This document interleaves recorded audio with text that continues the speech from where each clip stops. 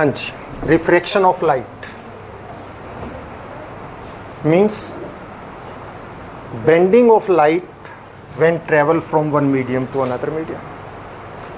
अभी हमने इससे पहले रिफ्लेक्शन ऑफ लाइट किया। रिफ्लेक्शन क्या होता है? Coming back of light after striking to any object, किसी ऑब्जेक्ट से लाइट का स्ट्रक करके वापिस आना, ये क्या है? रिफ्लेक्शन। और लाइट जब किसी ट्रांसपेरेंट मीडियम में से पास करती है तो लाइट क्या हो जाती है? अपने पाथ से बेंड हो जाती है। ये bending of light, this is refraction, light का बेंड होना। नेक्स्ट लेक्चर में आपको, आज नहीं कल वाले में, रिफ्रैक्शन ग्लास ग्लास के थ्रू हम दिखाएंगे, शो करेंगे आपको, प्रिज्म के थ्रू भी शो करेंगे कि किस तरह से लाइट रिफ्रैक्ट होती है, किस तरह से उसका पाथ बेंड होता है।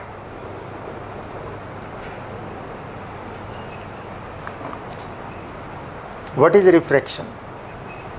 Bending of light when it travel from one medium to another medium, कि जब लाइट रे वन मीडियम से अनदर मीडियम ट्रेवल करती है, मूव करती है, तो लाइट रे क्या हो जाती है? बेंड हो जाती है।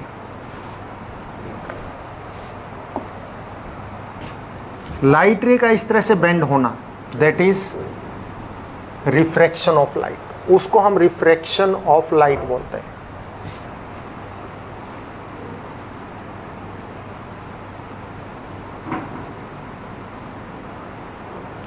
This is bending of light.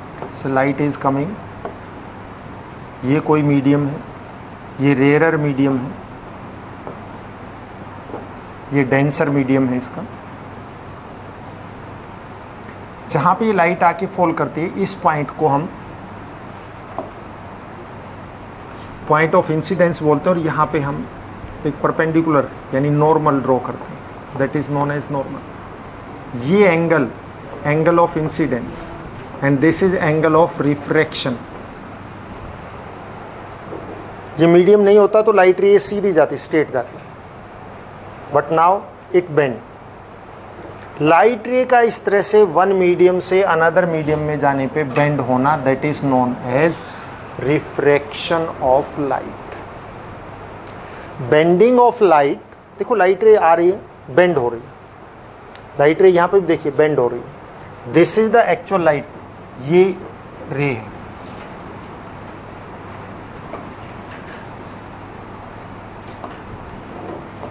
This bending of light, that is known as refraction. तो व्हाट डेफिनेशन, आप क्या डेफिनेशन वो करेंगे? रिफ्रैक्शन का मीनिंग क्या है? कि जब लाइट वन मीडियम से अनदर मीडियम में जाती है, just like air to glass में जाती है, या एयर टू वाटर में जाती है, या वाटर से ग्लास में जाती है, या ग्लास से वाटर में, ग्लास से एयर में, जब भी वन मीडियम, ये मीडियम है एयर, ग्लास, वाटर, जब भी वो वन मीडियम से अनदर मीडियम में ट्रेवल करेगी तो वो लाइट रे बेंड होगी। इस बेंडिंग को हम क्या बोलते हैं? Refraction. The bending of light when it move from one medium to another medium, when fall obliquely, एक वर्ड आ रहा है ऑब्लिकली, टेढ़ी फॉल करनी चाहिए, बाद में बताएंगे उसका भी रीजन। तो लाइट रे जब भी किसी मीडियम, वन मीडियम से अनदर मीडियम में मूव करती है और वो ऑब्लिकली फॉल करती है, देन इट बेंड, तो वो बेंड हो जाती है। This bending is known as refraction of light. When light ray travel from rare to denser medium, आप देखिए जब लाइट रे ट्रेवल करती है तो लाइट रे आने वाली है, इस लाइट रे को हम इंसिडेंट रे बोलते हैं। क्या बोलते हैं इसको हम? इंसिडेंट। आवाज नहीं। और ये refracted ray,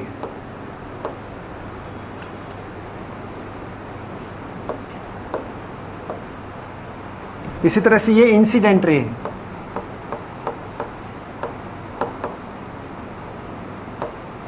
and this is refracted रे।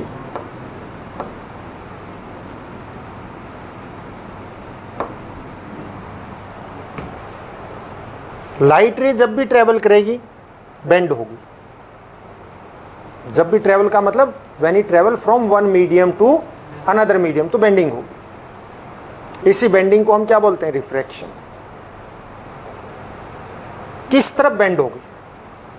टू अंडरस्टैंड दिस, कोई लाइट रे जब सोर्स से आती, किसी सोर्स से आ रही है, उस लाइट रे को हम क्या बोलते हैं? Incident ray. ये कोई भी एक मीडियम जब वो अनदर मीडियम में एंटर करती है, तो ये जो हमने लाइन शो कर रखी है, यहाँ पे रेड लाइन है, ये ब्लैक लाइन है, दिस इज द स्टार्ट, मतलब ending of one medium and starting of another medium. एक मीडियम यहाँ पे खत्म हो रहा है और दूसरा मीडियम यहाँ पे स्टार्ट हो रहा है। ये दोनों मीडियम का इंटरफेस है, इंटरफेस बोलते हैं। मतलब एक मीडियम एंड होगा, दूसरा स्टार्ट होगा, that is the interface. Interface पे आके लाइट रे बेंड होगी। किस तरफ बेंड होगी? When it travel from rarer to denser, rare से डेंसर में जाएगी, then it always bend towards the normal, normal की तरफ बेंड होगी। जिस पॉइंट पे लाइट रे आके फॉल करती है इंटरफेस पे, उसको पॉइंट ऑफ इंसिडेंस बोलते हैं। और इसी पॉइंट ऑफ इंसिडेंस पे हम नॉर्मल ड्रॉ करते हैं, परपेंडिकुलर ड्रॉ करते हैं। लाइट रे जब भी ट्रेवल करती है rarer to denser medium, it always bend towards the normal, normal की तरफ बेंड होगी। And when it travel from denser to rarer medium, it bend away from the normal. मतलब रेयरर मीडियम में नॉर्मल से परे रहेगी और डेंसर में क्या होगी? नॉर्मल के क्लोज होगी। यहां ये रेयरर था, अवे है, और डेंसर में आते ही क्लोज होगी। यहां पे देखिए ऊपर वाला डेंसर है, क्लोज है, बट जैसे ही रेयरर मीडियम एंटर किया अवे होगी। मतलब it always bent towards the normal when travel from rarer to denser, and if travel from denser to rarer, it bent away from the normal. Now question is that कि क्या cause है, reason क्या है, क्यों bend होती है? ये बात तो ठीक है, हमने सीख ली, देख ली, प्रैक्टिकली चेक कर लिया कि बेंड होती है। What is the cause of bending? Bend क्यों होती है? क्या रीजन है कि लाइट रे बेंड हो जाती है? एक्चुअली क्या है, जब डेंसिटी चेंज होती है मीडियम की डेंसिटी, वो भी ऑप्टिकल डेंसिटी, लाइट वाली डेंसिटी। जब भी मीडियम अनदर आता है, अनदर मीडियम का मतलब क्या है कि उसकी डेंसिटी चेंज हो रही है। एयर की डेंसिटी, वाटर की डेंसिटी, ग्लास की डेंसिटी सब डिफरेंट है। जब भी डेंसिटी चेंज होगी, उसी टाइम लाइट की स्पीड भी चेंज हो जाती है। और जब लाइट की स्पीड चेंज होती है तो बेंडिंग होती है। बेंडिंग क्यों होती है? Due to change in speed of light. Light क्यों बेंड होती है? Due to change in speed of light. और स्पीड ऑफ लाइट क्यों चेंज होती है? डेंसिटी चेंज होने की वजह से। कौन सी डेंसिटी? डेंसिटी भी टू टाइप की होती है। मास डेंसिटी, जो आज तक आपने रीड किया है, mass per unit volume is known as density, that is mass density. और यहां है ऑप्टिकल डेंसिटी, मतलब लाइट रे की स्पीड चेंज होगी। जो लाइट रे की स्पीड चेंज करे वो ऑप्टिकल डेंसिटी है। It is not same as the mass density, it is different from mass density, उससे अलग होती है। So what is the cause of refraction? The main cause of refraction is when light ray travel from one medium to another medium, then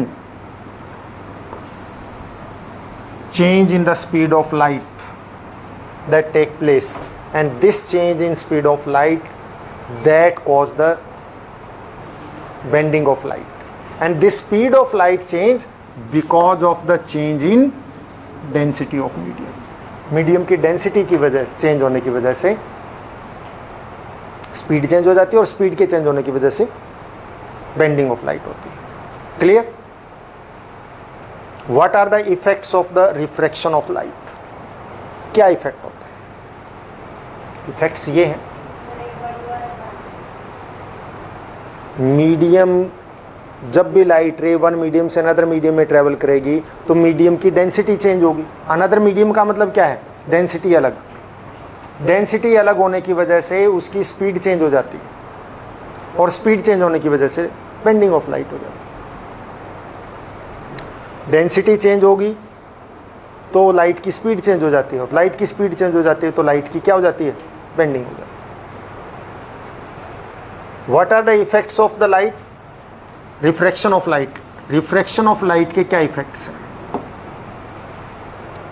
एक, any stick which is placed obliquely, टेढ़ी रखी है, emerged in water that appears bent, कि पानी में रखी हुई चीज़ें जो हैं वो बेंट अपीयर होती हैं, मुड़ी हुई दिखती हैं, just like this.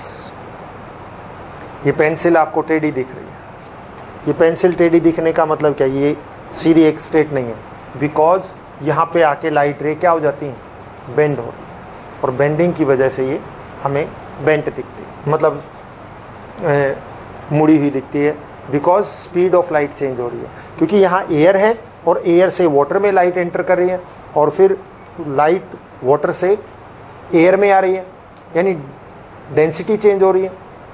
Density change होगी तो लाइट की स्पीड चेंज होगी, वाटर में उसकी स्पीड कम थी और बाहर आते ही स्पीड इंक्रीज होगी, वो बेंड हो जाएगी away from the normal. Light रे बेंड है तो हमें जो है वो दैट अपीयर कमिंग स्ट्रेट, हमें सीधी आती हुई दिखती है, तो उस पोर्शन का इमेज यहाँ बन जाता है। यानी एनी स्टिक और pencil placed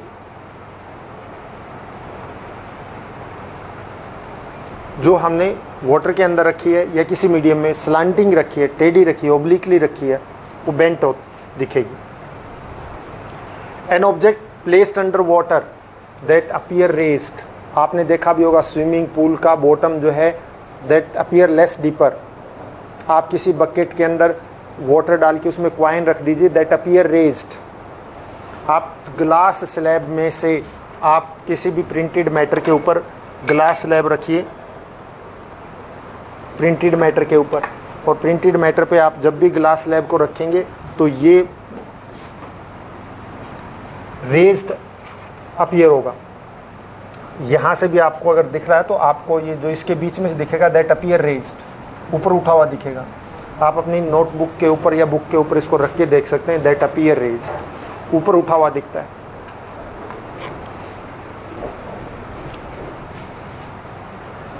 In any glass tumbler, when we pour water and place anything just like lemon, that appear enlarged, बड़ा दिखता है। आपने कांच के गिलास में पानी भर के उसमें नींबू डाल के देखा होगा, वो भी बड़ा दिखाई देता है। These all are due to refraction, refraction की वजह से होते हैं। और आप देखिए in sky stars appear twinkling, that is due to refraction. तो ये रिफ्रैक्शन की वजह से होता है सारा। What happens to the light when pass through the glass slab? Glass slab में से लाइट पास करती तो क्या होता है? What is the pathway? आप देखिए, say it is glass slab, ये स्क्वायर बाउंड्री हमने कर दी। When we pass light through it, it will bend, वो अपने पाथ से हट जाएगी। आपको कल मैं प्रैक्टिकली दिखाऊंगा।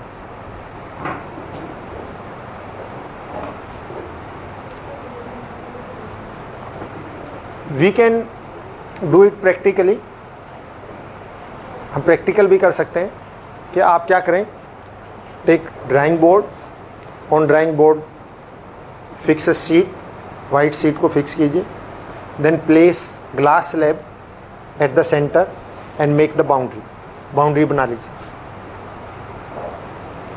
Now draw a line in slanting position, टेढ़ी लाइन आप ड्रॉ कीजिए, and fix 2 all pins on it in vertical position. से ए एंड बी पे 2 आप वर्टिकल पोजिशन पे पिन फिक्स कर दीजिए, and then replace the glass slab on the boundary. जो बाउंड्री हमने ड्रॉ की थी उसके ऊपर दोबारा ग्लास स्लैब को रख दीजिए। Then see both the pin on other side through the other side of the glass slab के दूसरी साइड से उसको आप देखिए in such a way that both the pin they appear in same straight line. जैसे मैंने 2 उंगलियां रखी हैं, किसी को एक ही दिख रही होगी, एक के पीछे एक छुपी हुई, किसी को दोनों दिख रही होंगी, एक दिखनी चाहिए, ठीक है ना। वो तो हमारा एंगल की बात है, हमने इस एंगल पे अपनी आईज को रखना है, दोनों एक दिखें। And then fix the third pin, तीसरी पिन फिक्स कर दीजिए in such a way that all the 3 pins appear in straight line. हमें तीनों पिन स्ट्रेट लाइन में दिखनी चाहिए।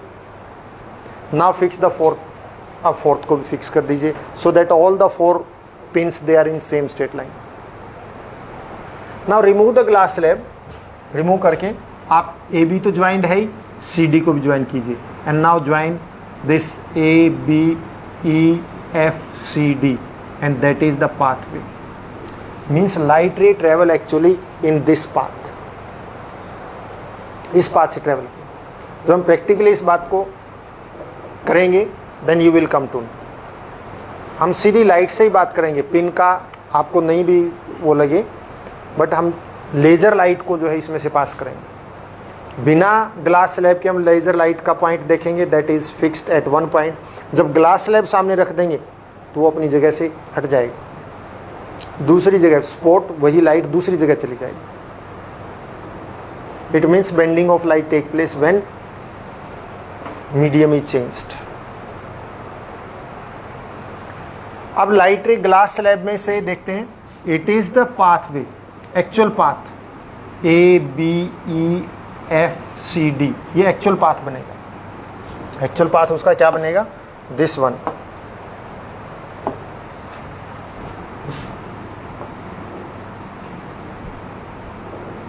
ये एक्चुअल पाथ लाइट रे का होगा।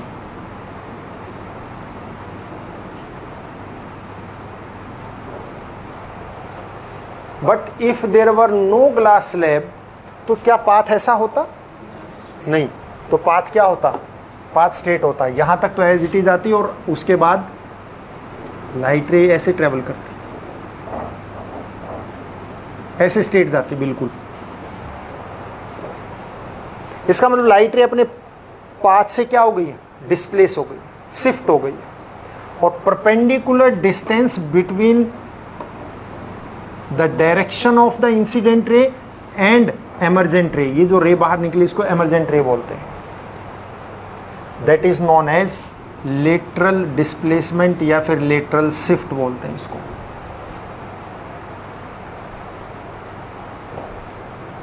The perpendicular distance between direction of incident ray, path नहीं है, एंड एमर्जेंट रे आपका ये। ओरिजिनल पाथ वर्ड यूज करेंगे तो कंफ्यूज हो जाएंगे किसको बोल रहे हैं आप। The perpendicular distance between direction of incident ray, this is the direction of incident ray, and emergent ray, that is known as lateral displacement और lateral shift. This displacement depend upon the thickness of glass slab, इस medium की thickness पे depend करता है। More thick medium is there, ज़्यादा thick होगा then displacement is more, तो displacement भी ज़्यादा होगी, और मतलब थिकनेस के डायरेक्टली प्रोपोर्शनल होता है। तो लेटरल शिफ्ट और lateral displacement, it is the perpendicular distance between direction of incident ray and emergent ray, and it depend upon thickness of medium. Why the stick or pencil that appear bent when placed obliquely in water? Water में हम रखते हैं तो हमें टेढ़ी दिखती क्यों है, रीजन क्या है, एक्चुअल में क्या है। दिस इज द पेंसिल, आप समझिए बात को। When light rays travel from say this tip, इस टिप से लाइट रे ट्रेवल करते हैं, और ये लाइट रेज हम 2 लाइट रेज ले लेते हैं। एक लाइट रे ये आ गई, दूसरी लाइट रे ये वाटर सरफेस पे आ गई। Now at the surface of water आप देखिए क्या होता है, यहां पे नॉर्मल रो करो, नॉर्मल लाइट रे वाटर से एयर में आ रही है तो क्या होगा, डेंसर टू रेयरर, और जब डेंसर टू रेयरर होता है तो क्या होता है, bent away from the normal. तो लाइट रे जो है ये नॉर्मल से अवे हो जाती है और लाइट रे इस डायरेक्शन में आ जाती है, ऐसे बेंड होगी और ये लाइट रे ऐसे बेंड होगी आई में पहुंचती है। बट अपीयरेंस क्या होती है, लगता क्या है, ऐसा फील होता है कि ये लाइट रेज जो यहां से आ रही है that appear coming from this point, क्योंकि आप देखिए लाइट रे स्ट्रेट आईज के अंदर जा रही है, आईज में स्ट्रेट जा रही है, तो आईज को क्या लगेगा, हमें क्या फील होगा कि these are coming straight from this point, सीधी आ रही है, क्योंकि लाइट रेज बेंड नहीं होती, हमें सीधी की सीधी दिखेंगे। So image of this O is formed at I, O का इमेज कहाँ बन जाता है, आई पे बन जाता है। Similarly image of this portion, इस पोर्शन का इमेज यहां पे बनता है, so it appear bent. Pencil bent नहीं होती, सिर्फ उसका इमेज दूसरी जगह बन जाता है, इस करके हमें वो क्या है, बेंट अपीयर होता है। सो व्हेन पेंसिल और any stick is placed obliquely और in slanting position in water it appear bent, मुड़ी हुई दिखती है, बिकॉज क्या होता है कि when light rays travel from denser to rarer medium, किस डेंसर से रेयरर मीडियम में, the light ray bent away from the normal, ये नॉर्मल से अवे बेंट हो जाते हैं, and these when reaches to our eye they appear coming straight, सीधी आती हुई दिखती हैं। सो image of that portion that form at another, मतलब अलग जगह बनते हैं, सो इट अपीयर बेंट, इसलिए ये बेंट दिखते हैं।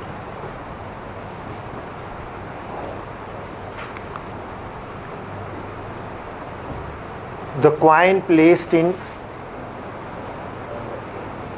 water that appear raised, ऊपर उठा हुआ दिखता है, ऐसा क्यों, रेज्ड क्यों, या फिर bottom of the swimming pool that appear raised और swimming pool appear less deeper than it is, दोनों का एक ही रीजन है, रीजन पीछे वाला वही सेम है। This is the position of coin which is placed at the bottom, bottom में जो क्वाइन है उसकी पोजिशन है ये, say this is the coin which is placed in water. When light rays travel from this, इससे जो light ray आ रही हैं, ये light rays this travel from water to air, ये वाटर से एयर में ट्रेवल करेंगे, ये light ray travel, and this bent away from the normal reaches to our eyes, but these appear coming straight from this point, और ये हमें इस point से आती हुई दिखती है। So image is formed here, इस वजह से इमेज यहाँ बन जाता है। This is the apparent position of the coin, मतलब अपेरेंट का मतलब जो है नहीं, जहाँ पे सेकंड पोजीशन जो जहाँ दिखता है, क्योंकि लाइट रेज तो एक्चुअल में आके ऐसे बेंड हो गई हैं, बट आईज को ऐसी अपीयरेंस होती है कि लाइट रेज क्या आ रही हैं, स्ट्रेट आ रही हैं।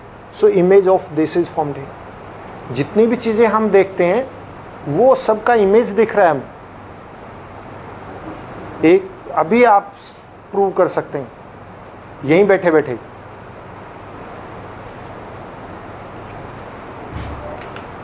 ये मेरे हाथ में है, ये तो नहीं हिलेगा नहीं, ठीक है। आप एक आंख बंद करो, दूसरी खोलो, बंद करो, ये अपने आप ही पोजीशन चेंज होती दिखेगी, इधर उधर हिलेगा।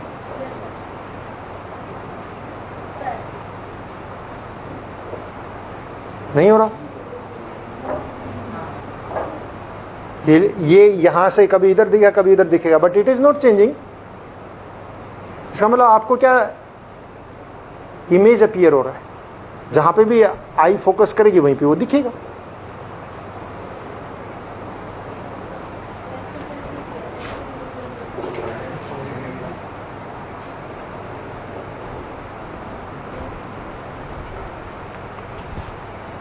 Laws of refraction of light,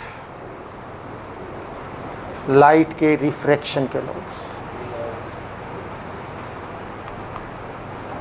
देखिए रिफ्रैक्शन ऑफ लाइट लॉज से पहले मैं आपको ये करवा देता हूँ, चलो इसके बाद करवाऊंगा कि why the pool appear less deeper, उसको और बता देता हूँ मैं आपको।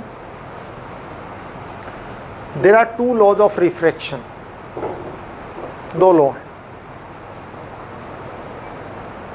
हमने लाइट के रिफ्लेक्शन के भी टू लॉ किए थे, ठीक उसी तरह से यहाँ पे हैं, and one law is very similar.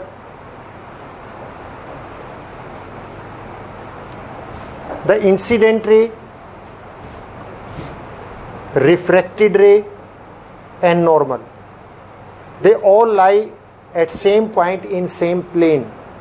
कि ये सारे इंसिडेंट रे हैं, नॉर्म रिफ्रैक्टेड रे है और नॉर्मल, ये तीनों एक ही पॉइंट पे लाई करते हैं। एंड जिस पॉइंट पे लाई करते हैं आप सबको पता है, this is the point where this lie, इस पॉइंट पे लाई करते हैं एंड इन सेम प्लेन।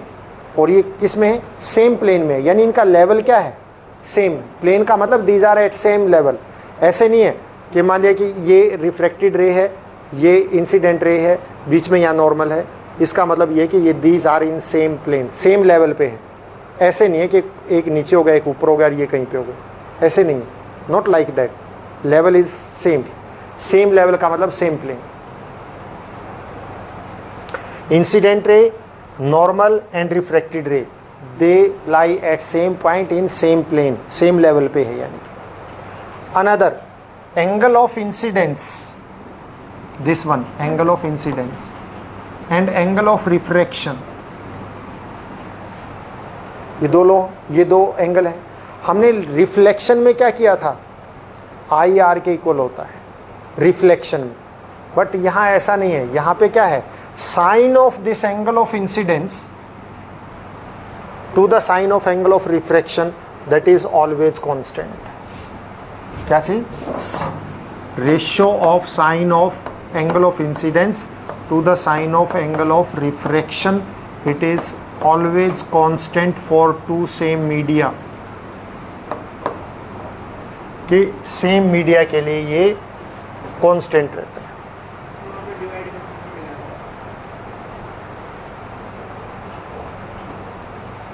देख लिया?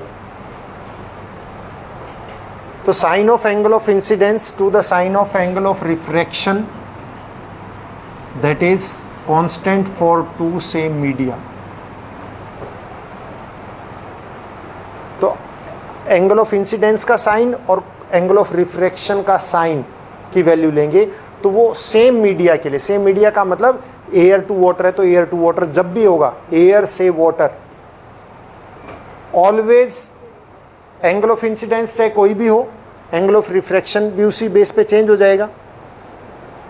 कोई भी एंगल ऑफ इंसिडेंस हो, मतलब एंगल चेंज हो सकता है लाइट रे का, बट जब भी वो एयर से वाटर में एंटर करेगी तो आप उस एंगल जो इंसिडेंस एंगल है उसका साइन की वैल्यू और एंगल ऑफ रिफ्रैक्शन के साइन की वैल्यू लेंगे और उनकी रेशियो लेंगे, दैट इज ऑलवेज कांस्टेंट, वो कांस्टेंट रहेगी। मतलब सिंपल सी है कि कोई रे, लाइट रे आती है, मान लिया कि एयर से वाटर पे आके फॉल करती है और एंगल ऑफ इंसिडेंस 30 डिग्री और वो वाटर में एंटर करते हैं, एंगल ऑफ रिफ्रैक्शन सपोज करो 20 डिग्री हो गया, एक हाइपोथेटिकल वो लगा लेते हैं। तो साइन 30 अपॉन साइन 25, ये रेशियो जब भी लेंगे, फिर मान लिया कुछ भी वैल्यू आएगी, वाटर के लिए आती है, इट इज़ अप्रोक्सीमेटली 1.33। फिर मान लिया एंगल ऑफ इंसिडेंस 30 की बजाय लाइट रे वही है, एयर से वाटर में ही जा रही है, कहीं और पे जो है 45 है और एंगल ऑफ रिफ्रैक्शन जो है वो 35 है, तो sine 45 upon sine 35, again value वही आएगी 1.33। मतलब कभी भी चेंज नहीं होगी, एंगल ऑफ इंसिडेंस चेंज होता रहेगा, बट एयर एंड वाटर के लिए जब भी आप साइन आई और साइन आर की वैल्यू लेंगे that is always constant. Similarly if you take for air and glass that is constant. तो इसको हम, ये सेकंड लॉ है दिस इज, और इस कांस्टेंट वैल्यू को हम एक अनदर नेम देते हैं रिफ्रैक्टिव इंडेक्स। खैर वो बाद में बात करेंगे, पहले इसी को देखिए कि when speed of light, when light ray travel from one medium to another medium, जब ये ट्रेवल करेगी तो आई और आर डिफरेंट होंगे। तो sine i upon sine r की रेशियो जो है सेम मीडिया के लिए कांस्टेंट रहती है। So there are two laws, दो लॉ हैं। One is the incident ray, refracted ray and normal, these all lie at same point in same plane में लाई करते हैं। Second, sine of angle of ratio of the sine of angle of incidence to the sine of angle of refraction that is always constant for two same media. उन्हीं दो medium के लिए वो always same रहेगी, angle कोई भी हो जाए। इसके बाद है रिफ्रैक्टिव इंडेक्स।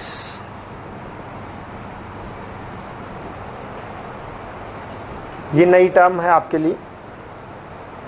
रिफ्रैक्टिव इंडेक्स का मतलब क्या है? देखिए, जब लाइट रे वन मीडियम से अनदर मीडियम में ट्रेवल करती है, you know its speed changes, speed change हो जाती है। स्पीड चेंज होने की वजह से उसका एंगल भी क्या हो जाता है?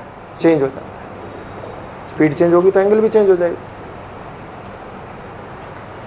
अब जब हम इन एंगल के साइन की रेशियो लेते हैं तो वो किसी मीडिया के लिए क्या रहती है? कांस्टेंट रहती है। तो रिफ्रैक्टिव इंडेक्स क्या चीज़ है? रिफ्रैक्टिव इंडेक्स एक्चुअल में ये जो कांस्टेंट वैल्यू आई है, इस कांस्टेंट को हम refractive index of the medium 2 ये बोलते हैं। इसको डिफाइन करने के लिए एक सिंपल वे है।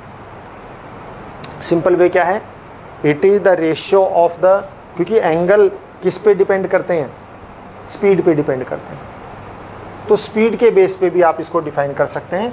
It is the ratio of the speed of light in two media. तो रिफ्रैक्टिव इंडेक्स को हम क्या कहेंगे? Refractive index of medium A, यानी कोई एक मीडियम है, with respect to medium B is the ratio of the speed of light in medium B to the speed of light in medium A। मान लिया यहाँ पे मीडियम 1 एंड 2 है, हम मीडियम 2 की रिफ्रैक्टिव इंडेक्स निकालना चाह रहे हैं, तो इसका मतलब है speed of light in medium 2 divided by speed of light in medium, sorry 2 की निकालना चाह रहे हैं ना, speed of light in medium 1 to the speed of light in medium 2। कि आपने 2 मीडियम में इसकी रिफ्रैक्टिव इंडेक्स निकालनी है, तो speed of light in medium 1 divided by speed of light in medium 2। आपने मान लिया कि ग्लास की रिफ्रैक्टिव इंडेक्स निकालनी विद रिस्पेक्ट टू एयर, तो speed of light in air to the speed of light in glass. Air की, glass की निकालनी है रिफ्रैक्टिव इंडेक्स, तो ग्लास का मतलब speed of light in air to the speed of light in glass. Water की निकालनी है तो speed of light in air to the speed of light in water. ये विद रिस्पेक्ट टू एयर है, air के with respect.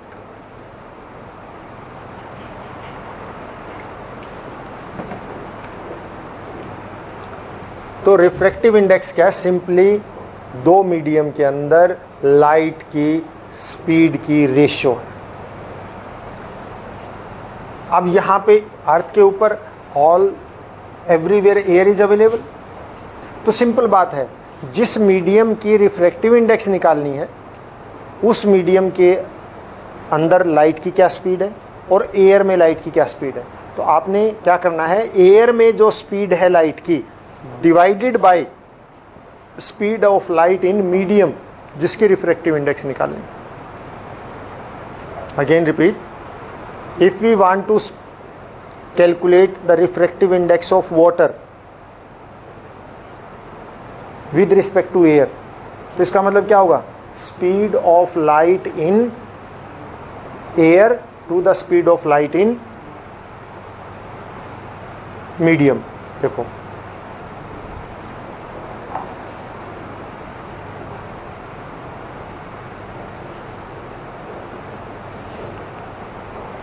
आप देखिए, मैं आपको बताता हूँ।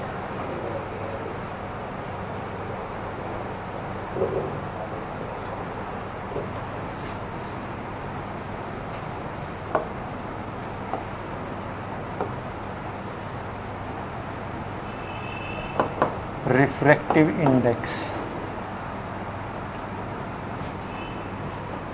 that is speed of light in air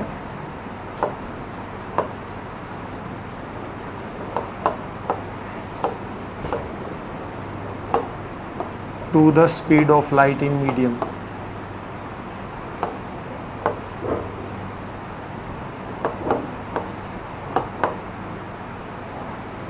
इसको हम क्या बोलते हैं?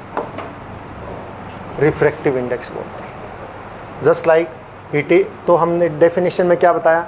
It is the ratio of the speed of light in two media. तो यानी कि it is the ratio of the speed of light in air to the speed of light in medium, जिसकी हमने रिफ्रैक्टिव इंडेक्स निकालनी है। Suppose if you want to calculate the refractive index of glass, it is denoted by this. Glass की निकालनी है with respect to air, refractive index of glass with respect to air, it is refractive index of glass with respect to air. It means speed of light in air, speed of light in air to the speed of light in glass, speed of light in glass। This is, if you want to calculate the speed of light in water, तो speed of refractive index of water with respect to air, तो क्या आएगा? speed of light, numerator में तो always speed of light in air ही रहेगा,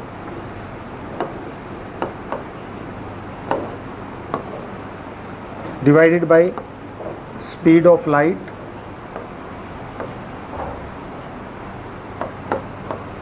in water.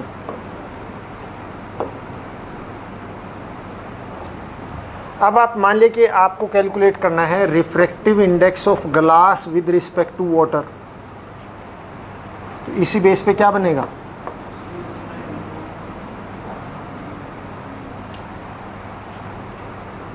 Speed of light in water, क्योंकि with respect to water है, ये विद रिस्पेक्ट टू एयर है, तो न्यूमरेटर में वही आएगा। स्पीड ऑफ लाइट, मैं शॉर्ट में लिख देता हूँ, speed of light in water divided by speed of light in glass. Clear? Speed of glass in with respect to water है, तो speed of light in water to the speed of light in glass. Any doubt?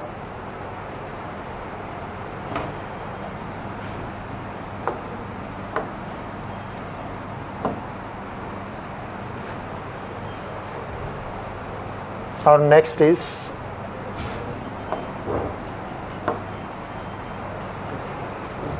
इसी से related refractive index से बात करते हैं। Refractive index that is also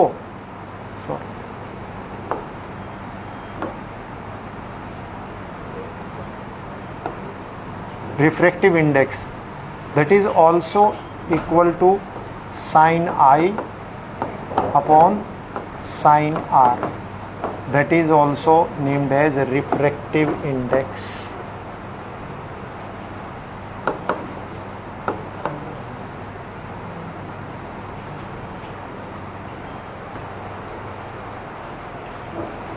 एक चीज़ हो, हमने एक अभी किया refractive index of glass with respect to air, it is speed of light in air to the speed of light in glass. Short में लिख लेते हैं सभी।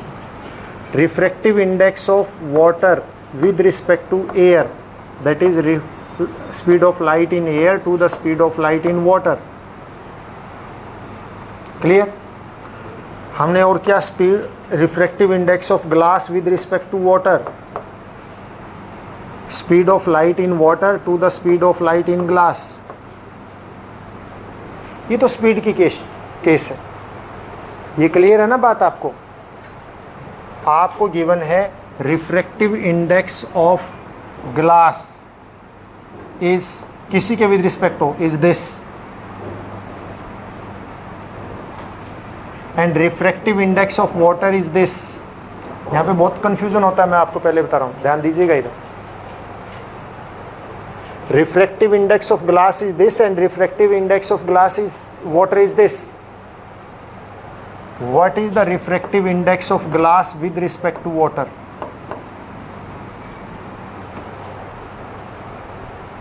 बोलिए.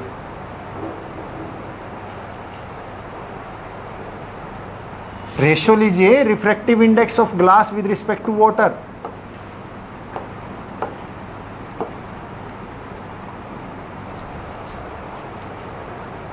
रेशो है, रिफ्रैक्टिव इंडिसेस की रेशो है. यहां पे रेशो रिफ्रैक्टिव इंडिसेस की नहीं है, यहां पे रेशो क्या है? स्पीड ऑफ लाइट की है. यहां पे रिफ्रैक्टिव इंडेक्स है और इधर भी रिफ्रैक्टिव इंडेक्स है. दोनों में सेम केस है, यहां पे डिफरेंट केस है. जब भी हम स्पीड ऑफ लाइट की बात करेंगे तो ऑलवेज जिसके विद रिस्पेक्ट होगा उसको तो हम न्यूमरेटर में रखेंगे और जिसकी रिफ्रैक्टिव इंडेक्स निकालने उसको डिनोमिनेटर में रखेंगे. यानी कहने का मतलब generally with respect to air होता है तो एयर के अंदर स्पीड न्यूमरेटर में और जिसकी रिफ्रैक्टिव इंडेक्स निकालनी उसकी डिनोमिनेटर में. और यहाँ पे देखिए ये सिंपल रेशियो जो मैथमेटिकल रेशियो लेते हैं हम वो डेफिनेशन के बेस पे है. Refractive index of glass with respect to refractive index of water, तो यही आएगा. जिसका नेम पहले होता है उसको पहले न्यूमरेटर में लेते हैं और जिसका बाद में होता है बाद में. See the difference in both, दोनों के अंदर आप डिफरेंस देखिए क्या चीज़ है. दिस इज यहाँ पे रिफ्रैक्टिव इंडेक्स है तो यहाँ पे भी रिफ्रैक्टिव इंडेक्स ही, तो रेशियो सेम. जिसका नेम पहले आएगा वो न्यूमरेटर में बाद में आएगा डिनोमिनेटर में. यहाँ पे रिफ्रैक्टिव इंडेक्स है बट यहाँ पे रिफ्रैक्टिव इंडेक्स नहीं है. यहाँ पे क्या है? स्पीड है ना, यहाँ पे स्पीड है. इस करके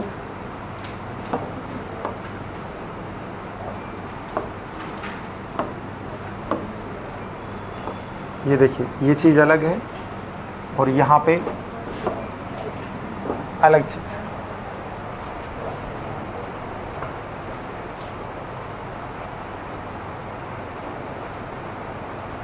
ये रिफ्रैक्टिव इंडेक्सेस इसमें न्यूमेरिकल आते हैं इसी तरह के. जस्ट लाइक आपको दे रखा होगा एक क्वेश्चन में शॉर्ट में कर देता हूँ कि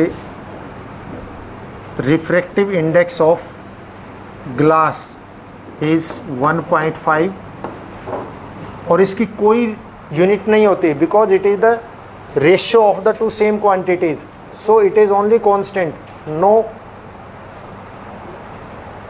unit is there. Refractive index of glass with respect to air is 1.5. Refractive index of water with respect to air is 1.3. Calculate refractive index of glass with respect to water. It means refractive index of glass with respect to water. और यहाँ पे glass refractive indices ही दे रखी हैं तो NGA upon यानी कि 1.5 upon 1.3 ये answer आएगा. And if it is refractive index of water with respect to glass तो क्या आएगा? Refractive index of water and refractive index of glass यानी कि 1.3 अपॉन 1.5. क्लियर ये चीज़. And that's all for today.